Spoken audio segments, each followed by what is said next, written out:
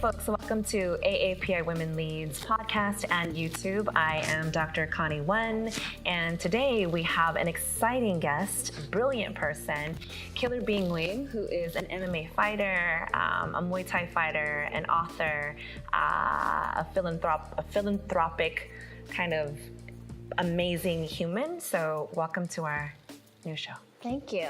I don't know how to follow that. It's great to be here. I'm excited to talk about all the issues that we were told not to talk about. I'm excited to talk about life and being an Asian woman. So Bee, there are so many questions I want to ask you. I know that you are one of the first Asian American women to enter professional fighting. And I know there are a lot of other kind of challenges around being a woman in general as a professional MMA fighter. So can you tell me and our audience, what are some of the images around Asian women and women in general that have affected you and your career and what that means for you? Right. It's been tough as a woman in combat sports, because you get all these questions of, why do you fight? You're so pretty, or you're a girl, oh my God, it's for guys, you know what I mean? And when I started out, it was still pretty new. It was just starting to get mainstream. And the questions were tough because we had to constantly have a chip on our shoulder. Me personally, I enjoy proving people wrong, but I had to ask myself a question recently. I asked myself a question: Do I enjoy proving people wrong, or have I just accepted that as a role? Have I just accepted others' expectations of me failing, and then taken some kind of joy out of proving them wrong, because that was just my reality? Okay. I've done interviews prior. Some may have seen it, some may haven't. But I used to say, like, I worked best with a chip on my shoulder. I worked best when people didn't believe in me. And I don't find that true anymore. Because the older I get, the more I realize that was just me taking on what other people expect of me. Okay. Yeah, I want to be known by my name and not by this girl fighter, you know. So those are the challenges I faced as a female fighter. Now, as a Vietnamese, little correction, I am the second professional Vietnamese fighter. There are many Asians before us, but specifically Vietnamese. Andy Nguyen, is a friend of mine, and we fought each other. She was the first. But I think that with Asian American, as an Asian woman in general, this is such a big question, but what I've seen growing up, and I'm sure this is what others see, is that Asian women are soft. We're soft-spoken, we are quiet, we are well-mannered, we don't make much noise, we don't take up much space. Some may go as far as saying we're submissive. I've dated guys when I was younger. Now I think people are learning more about our culture, but I dated guys who were younger. When I was younger, who just was like, oh, she's gonna cook my meals, and honey, I want to cook your meals, okay, but I don't want you to expect it of me. Okay. But they really, really thought that Asian women were submissive. And so I just think that expectation of us, and if you know me, you know me.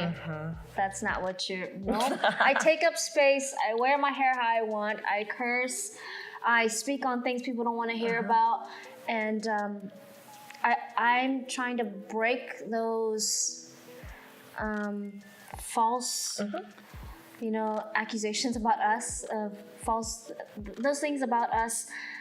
But I hope that the young Asian girls growing up don't have to work every single day for me to prove people wrong, that I'm not quiet, Yeah, so a lot of struggles, but it makes me stronger, so I'm okay with it, but I just don't want the future to have to deal with it. Right. So I like what you're saying, right, around there are these images around women in general not being strong fighters or not being fighters in general. And then I hear you saying, you know, Asian women in particular, there are these images of us as submissive, quiet, that we will cook for people. And I can't cook. So that's going to be a problem. You can't cook? I can eat really well, though. Okay. I don't know if that's a stereotype. But you're also saying that you don't want to continue having to fight to prove these images incorrect. Yes. Right? You want to be seen as I am. As you are. Or just not seen until I'm seen. Like, don't expect anything. Don't think of these things. Like, give me a chance, you know? When I was younger, I was really loud. I mean, I'm still pretty loud. But when I was younger, I think I did it more so. So that, let me just shut you guys down now. Right. When I walked into a room when I was young, I was like, cursing, obnoxious. I was just like, F this, because let me just shut you guys down now, because I already know what you think of me.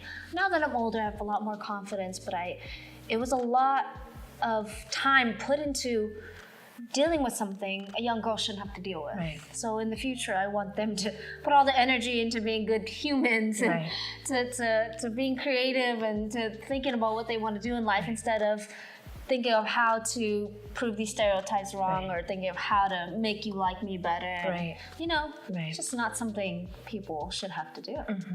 I appreciate that because we have a lot of younger followers who are part of the API Women Lead, and we want to be able to encourage them to own themselves, right, their entirety, because as you alluded, it took you a little bit longer to get here, and I know it took me so much longer. We wish we had a killer bee in our lives when we were babies.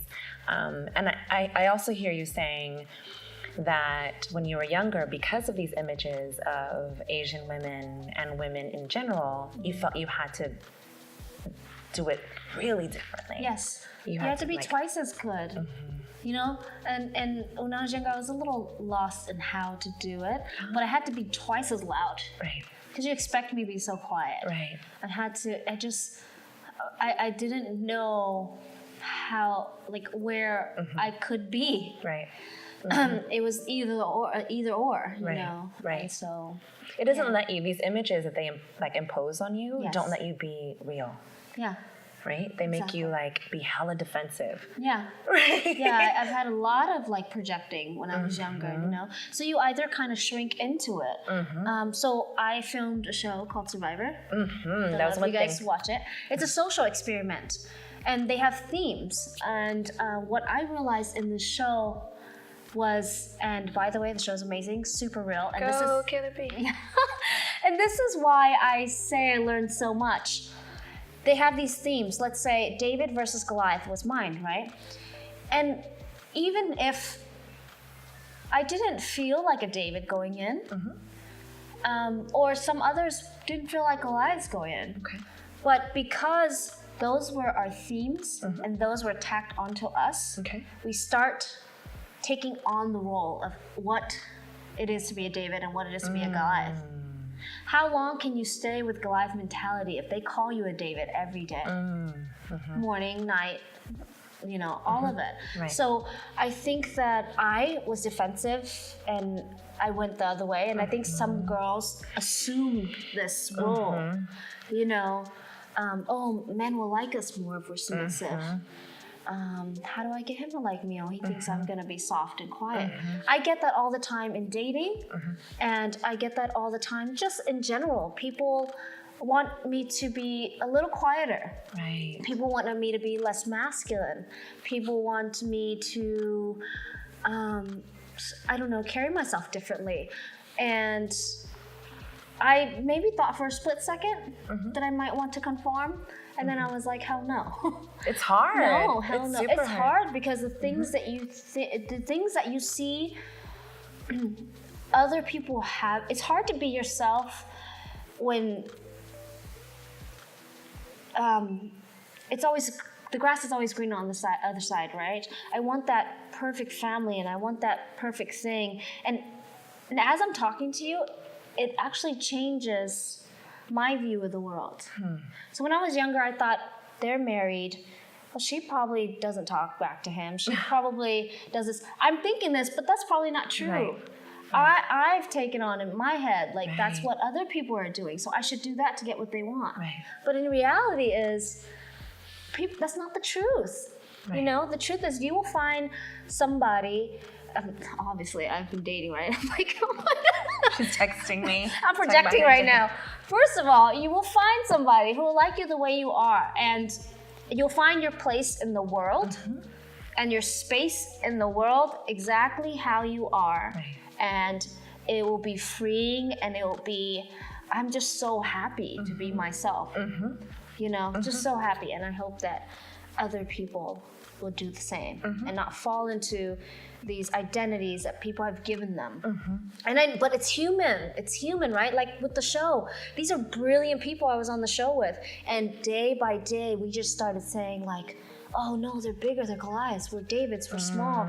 We just started saying that, and after the show, when I talked to the people, everybody's same consensus, like, you know, we started losing ourselves into like these identities that others gave us. And it's not because you're weak, it's not because you're lost, it's because it's strong. Outside influence is strong. I mean, we talk about that too, like these kind of racialized, gendered images of people. They get imposed on you, right? And it impacts your being. And one of the things you end up having to do is, again, to either, you have to definitely navigate it. Right. That's a real thing. Right. And then it impacts your entire being. Right. So I appreciate what you're saying around that. There's another question that I had for you, which is, you know, AAPI Women Lead has been working with different organizations on this this topic I'm about to address. And we're also doing a research project across the country to collect the stories of our Asian and Pacific Islander women and girls, self-identified women and girls, around issues of violence, right? Interpersonal violence. #MeToo. So #MeToo has been around sexual violence, sexual harassment. We've seen it on the news. We see a documentary called Surviving R. Kelly. And one of the things that folks who have been doing this research has noticed that there aren't many stories and narratives around Asian and Pacific Islanders. We do know, according to preliminary research, that about 41 to 60% of Asian and Pacific Islander women and girls experience some type of violence, intimate violence. So I'd like to ask you, kind of what are your thoughts around #MeToo in particular and its impacts, or maybe not, on your life and what you think may be the impact for Asian and Pacific Islander girls and women, or survivors in general? I think Me Too is great. I think that, and I've spoken about this before, and I use mostly my experiences, but violence thrives in silence, right? And that is said over and over again. Violence thrives in silence. And I think the reason that there aren't many stories about Asian women who have experienced this violence is because part of our culture is to keep it within the community, you know? And I think that the way to change your perspective, obviously, is to talk to others. You know, when I started meeting strong Asian women like you, who are just loud as me, and no, honestly, I started, even as confident as I was, I became more confident. You know, and this is like in solidarity we have strength, right? And when you see, let's say you're in a class and nobody raises their hand, wouldn't you be scared to raise your hand? The more hands you see, the more you'll find the courage, you know, to raise your hand. So I think the Me Too movement is great because telling your story is great. Your story is power because it'll encourage others. it'll break down the walls that we've built through violence, through suffering. My wall was like the Berlin Wall, okay? It was like so bad, and it spread everywhere. Relationships, friendships, work, everything. It was so bad. And I've been asked, how do you heal yourself? Like, how have you done this yourself? Because I haven't been scared to hurt. It's very scary to hurt. So it's less scary, a little less scary when you see others hurting. And the only way to heal yourself is to recognize your hurt. And if you see other people openly recognizing their hurt, like Terry Crews, who's a man, and I'm sure he's helped so many men. And that is an even smaller group of men who have been abused. That's hard for them too, because not very many will speak up.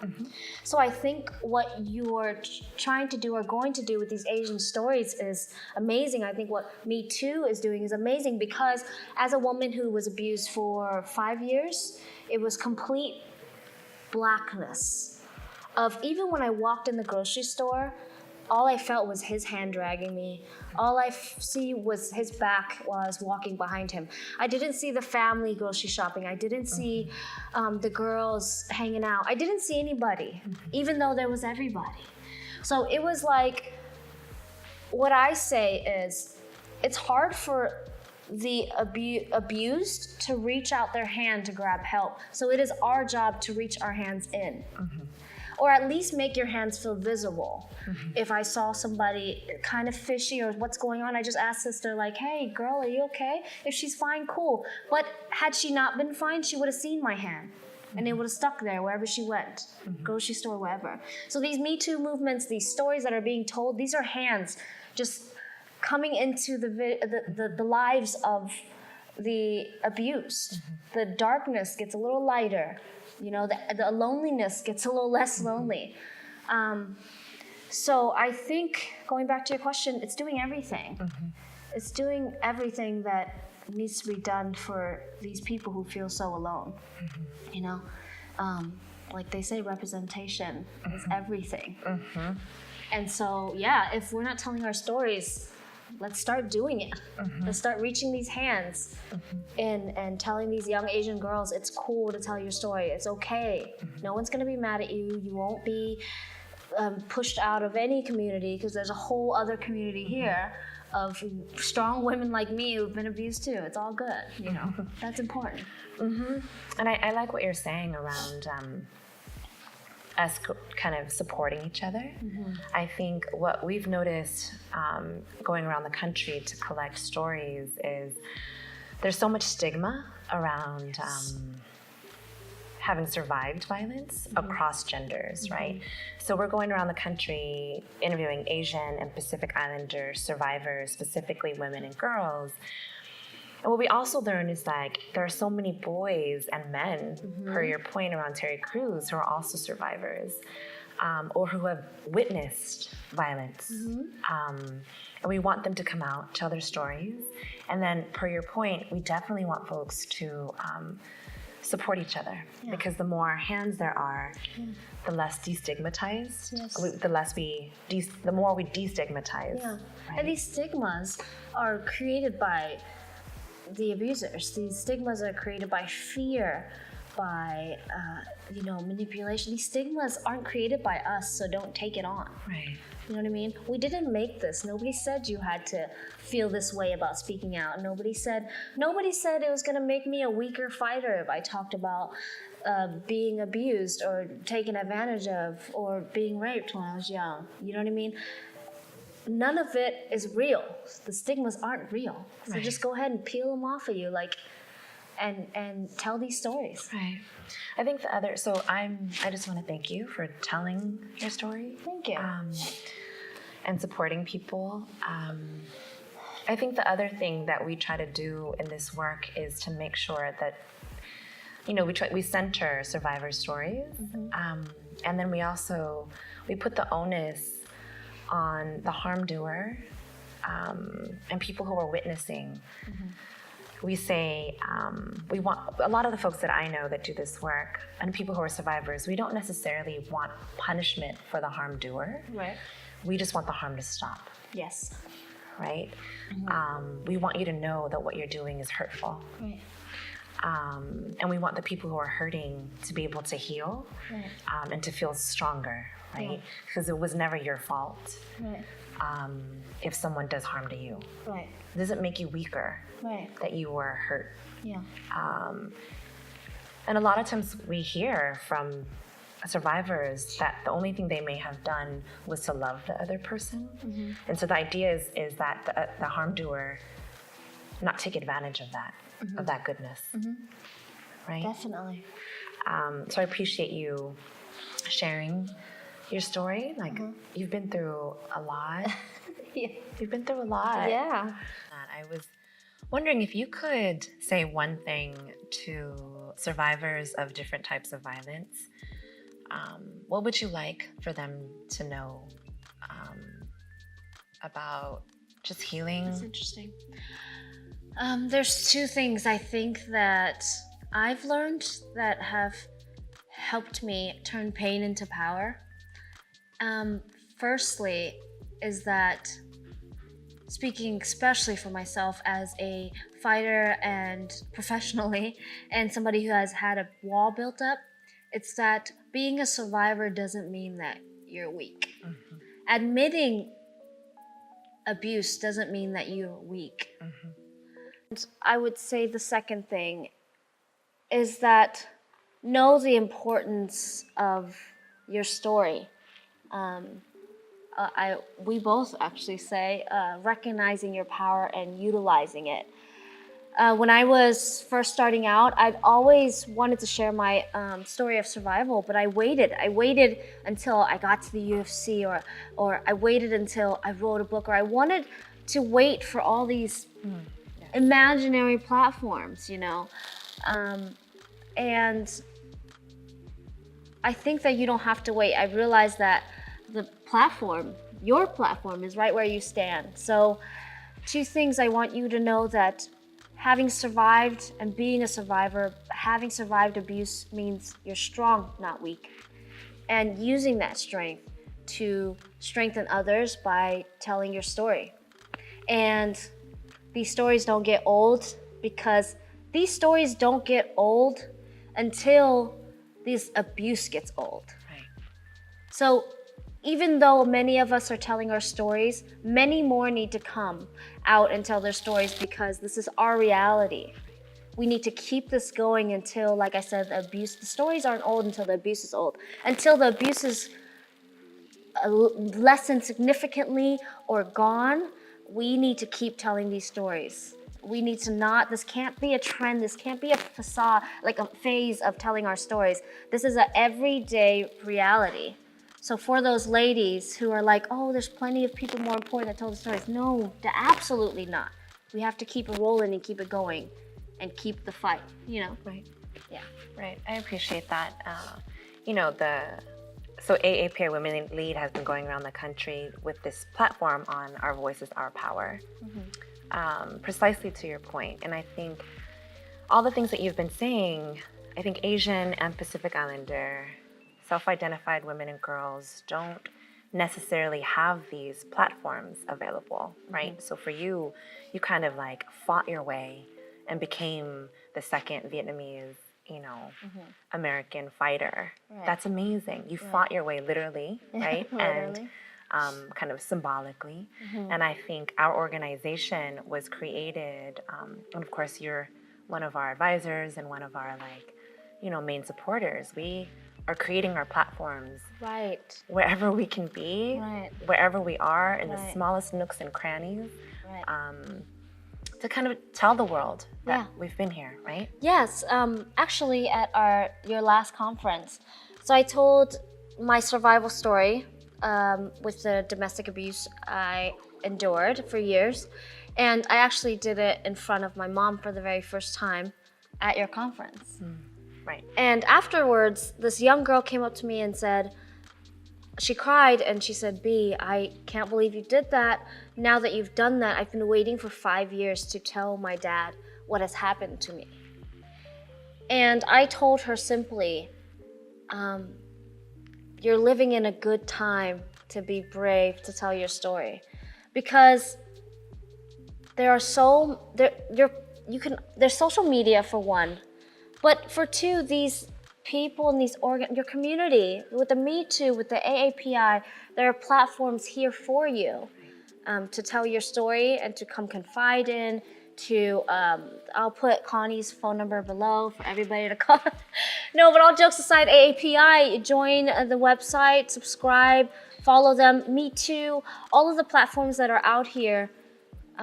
Join them and tell your story, and you're helping them as much as they're helping you. Power by numbers, you know. Right. So, yeah, this is great. I found you, and even though I'm a speaker standing on a stage, it's helped me so much. It's helped me champion my self-identification. Does that make sense? Like, I have worked so hard by myself to find out who I am, what I stand for, who I was allowed to be, and now who I dare to be. Yes. And that was very hard. And I have been through so much trauma that's gifted me so much strength, but you should not have to go through as much trauma as I went. Right. So with that said, you have help. You don't have to do it alone like I did. This is why I'm here to help you. This is why she's here. This is why Me Too is here. Yeah, join the movement, and then you're helping others too. Right. Perfect. Yeah, don't make me stand up here alone, guys. That's the truth. So I'm glad to hear that we've been able to support you. Yeah. I think AAPI Women Lead aims to be that kind of collective where we build a force and a movement of just strong survivors. Yeah.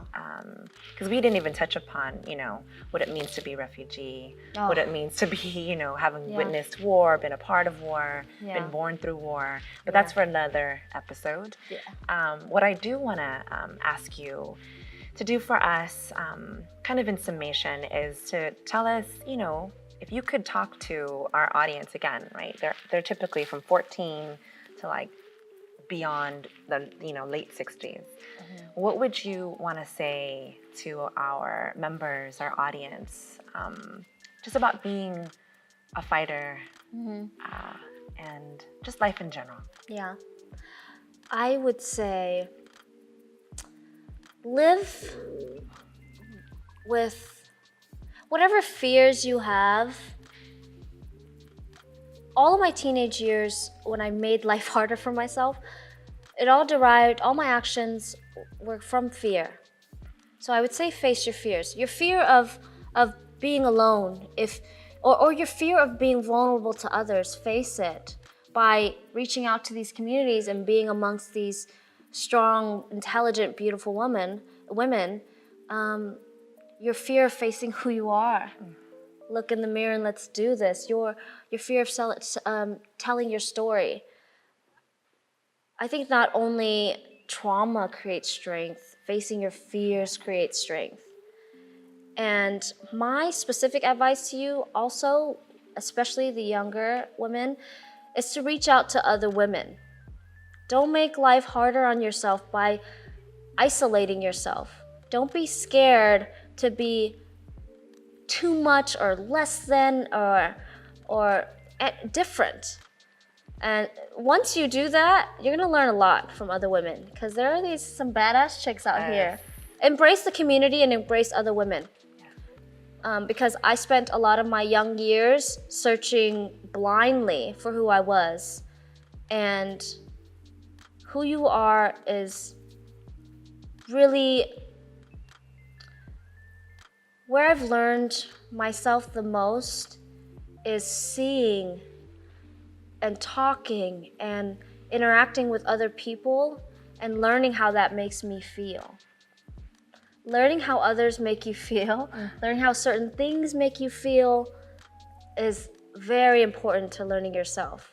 I learned that I isolated myself because I was scared I wouldn't be accepted by other women. I learned that I projected being too tough because I was worried I'd be too weak for certain women. I idolized women. People thought I didn't like women because I didn't make friends with them. It's because I idolized them and I thought they were too good for me. So I isolated myself. but know that there's a community out here. Besides what we're working with specifically is survivors, besides Me Too, besides AAPI, just in general, girls, get with other girls. Get with women, you know, build a community of women. Just in general, survivor or not, just talk to these women. I'm an athlete. She has a PhD, and the things that we've learned from each other is brilliant. So my advice to you is to pull strength from other women in our community. I love that. Yeah. I love that. Okay, so thank you for sharing your points with the rest of the world. And of course, I want to thank you again for coming out to visit us. You have so many projects happening, so many things going on. Tell our audience where they can find out more information about you, and of course, all of these great things that they can learn about and support. Awesome. Yeah, thanks for that. And I just recently signed with 1FC, and we are scheduling my debut to be April 12th in Manila, Philippines. You can watch my fights. If you can't make it live to Manila, you can watch it live on the app, One Championship app. I also have a dear to my heart project coming up in Vietnam. I'm the official ambassador for the Karuna Project. And what the Karuna Project is, we go to orphanages specifically for the disabled children in Vietnam, and we build gyms for them. We fundraise money for laptops, for iPads, for anything these kids need, because a lot of these disabled kids are abandoned, and a lot of them don't have things to express their creativity. And for me, important was to build a gym. We have boxing teachers for them now, and the Karuna Project is just great. So I'm very, very passionate about that. You can keep up with my journey. I'm also in the middle of writing a book. She's very excited about it. And but you can keep up with me on Instagram at KillerBMMA, or learn about my story and keep up with what I'm doing. And my nonprofits that I partner up with are on my website as well at teamkillerb.com. Pretty simple. Luckily, I got that name, but teamkillerb.com, and follow AAPI and YouTube or whatever it is for the rest of this interview. I just want to thank you guys for having me and changing my life, and as I empower, it empowers me. So it's great. I'm happy to be here. Yes. It's been great talking to you, as always. It's great. It's always so exciting to see you and to have folks hear your story and to know we kind of have each other's backs. So thanks, folks, for joining us. And we'll talk to you again. AAPI Women Lead, Instagram, Twitter, and Facebook.